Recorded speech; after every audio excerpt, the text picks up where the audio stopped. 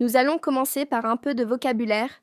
Le croissant fertile est un espace favorable à l'agriculture et à l'implantation humaine.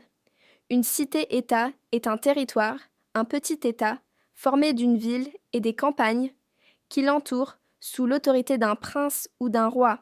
Le polythéisme désigne la croyance en plusieurs dieux. Un temple est un monument construit pour honorer les dieux. Une ziggourate est un temple ayant la forme d'une tour à étages. Le pchan est la couronne du pharaon, symbole de la Haute et de la Basse Égypte. Une pyramide est un monument construit pour servir de tombeau à un pharaon et son entourage. Un pictogramme est un dessin représentant un objet, un être vivant ou une action. L'écriture cunéiforme est une écriture en forme de clou ou de coin utilisée en Mésopotamie. Les hiéroglyphes est une écriture formée de dessins stylisés, utilisés en Égypte. Le scribe est une personne spécialiste de l'écriture. Vers moins 10 000, l'homme au Proche-Orient, appelé aussi croissant fertile, va inventer l'agriculture. Vers moins 3500, avant JC, il rentre dans l'Antiquité, poursuit l'agriculture et va fonder des villes dans cet espace appelé également l'Orient ancien. 3 fleuves ont permis l'agriculture, car en débordant, ils ont nourri la terre. Le Nil au sud traverse l'Égypte. L'Euphrate et le Tigre au nord traversent la Mésopotamie. Vers moins 3500, les hommes vont bâtir au bord des fleuves des villes appelées des cités-États qui vont se multiplier au 3e millénaire avant JC. Donc, dans ce chapitre, nous poserons la question: pourquoi l'Orient est-il aussi appelé le croissant fertile? Est-il le berceau des premières civilisations, c'est-à-dire de l'homme civilisé?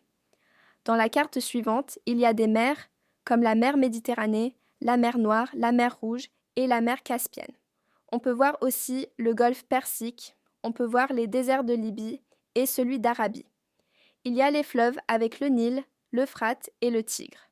On peut voir les 2 régions, la Mésopotamie et l'Égypte. Les principales cités-États sont Lagash, Babylone et Ur. On peut remarquer les endroits où se sont formés les principes de l'écriture cunéiforme en moins 3000, l'endroit où sont apparus les hiéroglyphes en moins 3000, et enfin l'endroit où s'est formé l'alphabet phénicien. Au 3e millénaire avant JC, la Mésopotamie est constituée de cités-États avec à leur tête des rois ou des princes. Par exemple, dans la cité de Lagash, on peut voir dans un premier plan la ville-centre. Au second plan, on peut voir le fleuve. Au 3e plan, on peut voir les campagnes. On peut voir des monuments tels que, en A, le palais royal. En B, un bâtiment d'administration. En C, le temple, une ziggourate. En D, les murailles ou remparts. Sur la statue, on peut voir que sa robe ou toge est posée délicatement sur son bras. Il a la posture en majesté. Le bonnet à haut rebord, sa couronne est le symbole du pouvoir royal. Son surnom, l'homme au bras fort. Sa force physique correspond à son pouvoir politique. Il a les yeux grands ouverts. La lumière ne l'éblouit pas, c'est donc un Dieu vivant. Il a les mains jointes, symbole de piété, de religion. Des prières sont sculptées sur la robe en l'honneur des dieux de la Mésopotamie. Les cités-États sont bâties sur le même plan.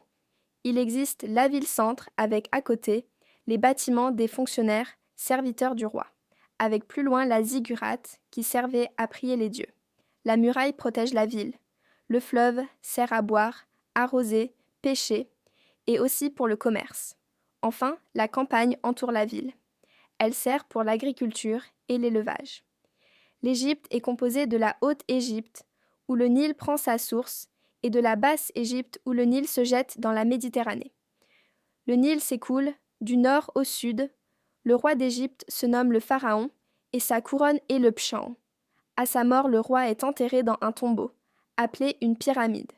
La plus célèbre, nommée Khéops, mesure 146 mètres de hauteur. Le corps du pharaon est placé en haut de la pyramide, pour être au plus près du dieu soleil Ra, dieu protecteur de l'Égypte et du Nil. Les premières écritures sont des pictogrammes inventés en Mésopotamie vers moins 3300 avant Jésus-Christ. Puis, vers moins 3000 apparaissent les cunéiformes, plus élaborés. Ces écritures servaient à compter le bétail, faire des bons de commande. Les hommes écrivent sur de la pierre et des tablettes d'argile au moyen d'un stylet taillé dans une tige de roseau. En Égypte, vers -3000, les hommes inventent les hiéroglyphes. On écrit sur de la pierre, du papier de verre et sur du papyrus, sorte de feuilles de nénuphar séchées et collées en lanière.